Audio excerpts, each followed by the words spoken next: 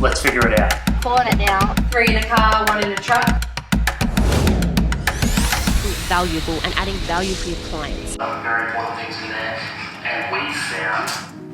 Welcome to Foxy TV episode 44. This episode is a bit of a continuation or a part 2 to last week's episode where Jake and Phoebe answered the question, how much do we charge? So this week we'll be talking about how much can you earn as a home staging company. We'll get into that in detail later on in the episode, but first let's have a look at what we got up to this week.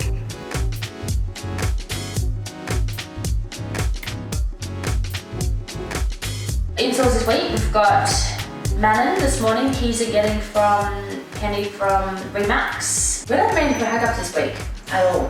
Thursday we've got 2 units. Speaking of, I actually printed it, so pass them around.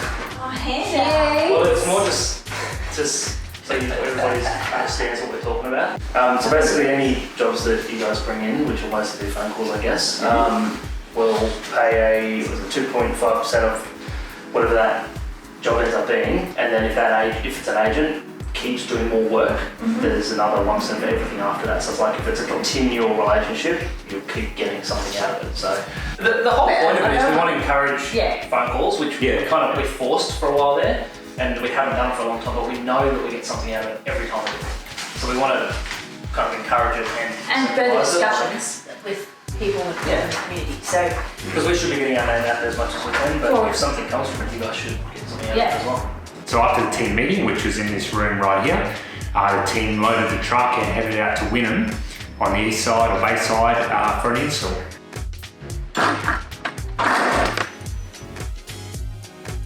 So yeah, we just got back from our first install of the day out in Wynnum.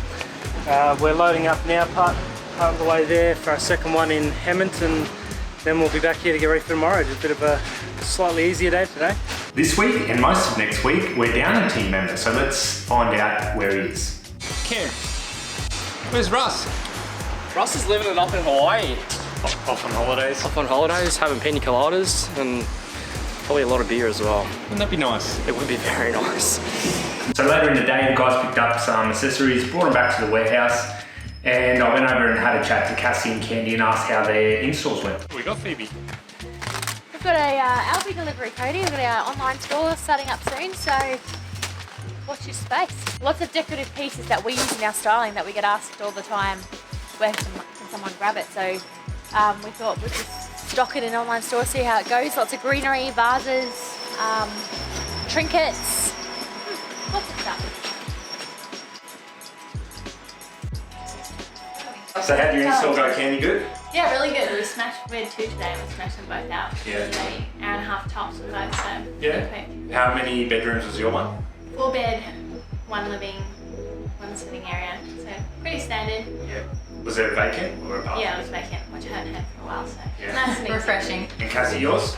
Yep, all good. It was pretty much exactly the same as Candy's, minus the sitting space. It was 4 bed, vacant, nice and easy, modern renovation. Where were we? Hemmant. Hemmant? Yep. Yeah. Good. Bayside.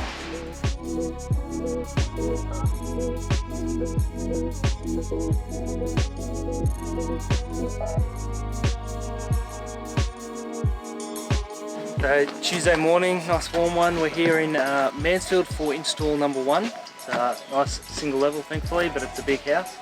And yeah, get all this off and get going.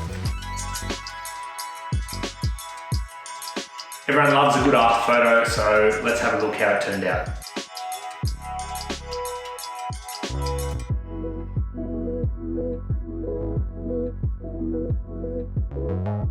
The team then travelled north to Chermside for their second install of the day, and then on their way back they did a pack-up. We then had a visit from Jake and Phoebe's 2 boys, Sam and Charlie, before we all called it a day. I know what you're doing, Cody. What am I doing? You're coding on me.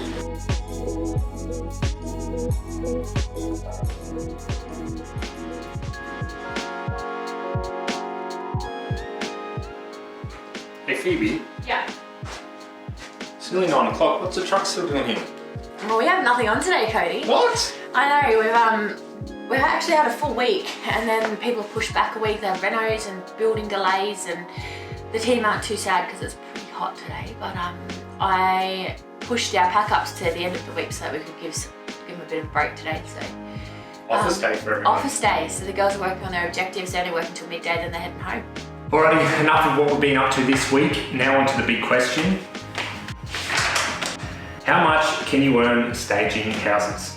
So Jake's been very, very transparent in answering this. I don't know many business owners that are telling you how much revenue and how much profit they are making, putting it out there for anyone to listen. But anyway, that is what Jake has done here. So Jake, take it away. Okay, Jake, the big question everybody wants to know, how much can you earn as a home staging company? All right, so I've got my notes, I've got some numbers. I think the first thing to point out, which is pretty obvious, is that it depends. It's like how long is a piece of string. It depends on your business model. There's a whole lot of things that go into it, so keep that in mind. But what I thought might be useful is I can speak to our experience. So we're 2.5 years in, so we've got an idea about how our business model kind of is working and what we then see going forward as to where it can go. So and I guess the starting point there is we own our own stock as much as we can. So we've got our own warehouse, we've got a team of people, we've got a truck, so the logistics is in-house. So all of the costs that go with that obviously are in-house as well, but it gives us the flexibility and from a profit point of view, which I'll speak to in a minute, it means that we can keep some costs down like furniture hire, which other people can't. So I guess when you're building your own stock, so for us, the early years are really about investing back into the business, and so your profit numbers change over time. So I've got numbers here for us for year 1 and 2, which were the first full years, and we're currently in year 3. And you can pull me up, Cody, if anything that I say doesn't make sense here. But I'm actually just going to talk through some of the actual numbers for the business, and then talk about percentages, because I think percentages is what other people can take and apply to their own assumptions around how many, what their revenue is going to look like and how many jobs. But for us in year 1, we did about 135 installs the first full year as a business, and at that stage obviously we had less people, we didn't own the truck the first year, so there's some more costs for hiring the outside logistics team. We made about $450,000 in revenue before any expenses, and if you break that down, we had quite a high percentage of furniture hire, even though we were buying our own stock, because you had to build up your inventory, and until we got to that point we still had to hire. We have wages, which has always been one of our higher costs, and obviously in that early period we didn't have a warehouse, but we had storage sheds, so there's some sort of rental costs. So year 2 we moved on, we were still investing, and I'll actually break down some of these other numbers in a minute, but year 2 we kept investing in stock, so our rental furniture hire numbers start to go down. We did about 240 installs that year, and we had revenue of about $750,000, so it had not quite doubled, but it was getting close to doubling from year 1. And then when we get to the current year, which is about, I think I've done in the first 4 months of the financial year, we've done about 105. We're looking at getting to somewhere around 300 installs, so still quite good growth, and that should get us roughly to, I don't know if we're going to quite get there, but our target is about $1 million in revenue. Now, in terms of what that means from a profit point of view, because I think that's the main thing that people want to know, it's no good making money if you're not, or revenue if you're not actually turning it into a profit. Year 1, and this is, when I say profit, I guess we're talking about operational profit before you then decide what to do with that. So for us, what you do with that means either take it home for yourself, you pay yourself a wage, or it can mean invest it back into stock. So for us in year 1, of that roughly $450,000 in revenue, we made a profit of about $100,000. We bought $150,000 worth of stock, which meant that we had to put in our own money. So year 1, we didn't only not take a wage, but we had to put in another $50,000 of our own money. And if you look at that from a percentage point of view, that turned out to be a profit before investing of about 22%. Second year, like I said, $750,000 in revenue. We made a profit of about $215,000 in profit, and then we invested about 170 of that back into the business again. So in terms of, and then obviously we started paying ourselves a little bit of a wage because I came into business full time and we had to. So for Phoebe and I, we took somewhere in the vicinity of $60,000 out for that year.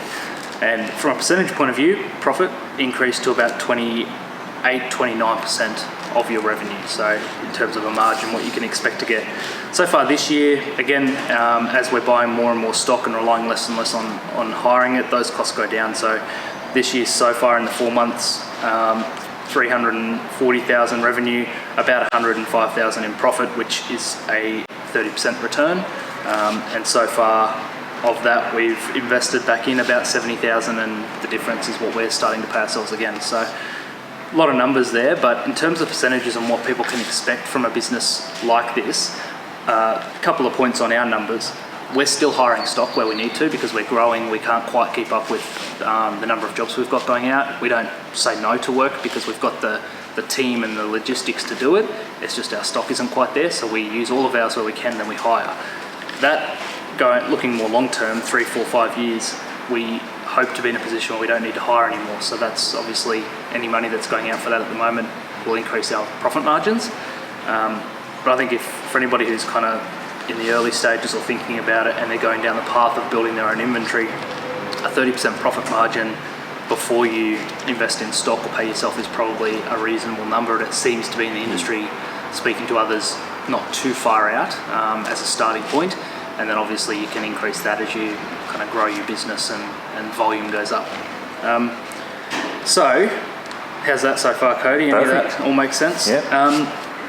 What I thought I would do is I've kind of averaged it out. So forgetting the 1, 2, 3 years and all that, obviously, let's say year 1 is all about building up your inventory and probably your profit margins are lower. But this, I might break down, forget the revenue number. For every dollar that you earn in revenue, I've broken down percentage-wise where we kind of see that go at the moment. So for us, wages is our biggest expense. It's somewhere around 37% of our revenue goes to paying staff. The next biggest one is investment in stock. So we're investing 20% back at the moment, more in the early days, but at the moment about 20% goes straight back into stock purchasing. We still have furniture hire at about 15%, so that's the number that for us is a big win as we build our inventory because we can get that closer to zero. Then we have paying ourselves, and again we didn't in the first year and a half, we didn't pay ourselves anything. We're now at a point where we're paying ourselves about 10% as a take-home wage for Phoebe and I, and then the rest is other things. So things like tolls and fuel and direct costs for the jobs, as well as all the other stuff around here, so advertising or marketing, accounting, insurance, all those sort of things make up about 8%, and for us rent of the 2 warehouses that we've got is about 6%. So there's significant numbers, but at the same time they're a smaller percentage. So that's kind of how we look at it. We obviously hope that as we grow as a business, furniture hire percentage comes down. Even investment in stock might come down as a percentage because we're getting more of the stock that we need now we've got, but also as the revenues grow, percentage-wise it should go down and we should be able to increase the pay ourselves number. But I guess, yeah, we're 3 years in. I've heard that a lot of people are still doing similar to us in terms of take-home pay 4 or 5 years in, and we are, as a business, we want to keep growing. We've got big ambitions and we're committed to feeding the business essentially. So I think it's a choice as well. So the question you asked was, what can a home staging business earn?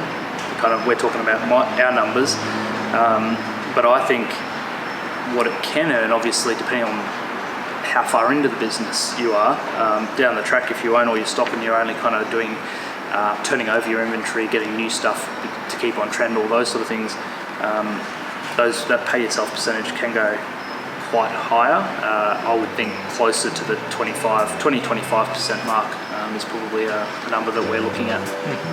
Thanks, Jake. Cool.